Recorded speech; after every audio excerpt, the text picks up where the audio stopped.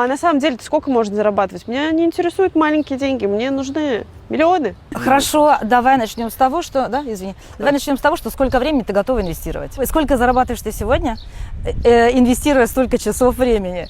И теперь готова ли Серьезные ты... деньги требуют Да, времени? и если ты хочешь больше зарабатывать, сколько ты времени готова инвестировать?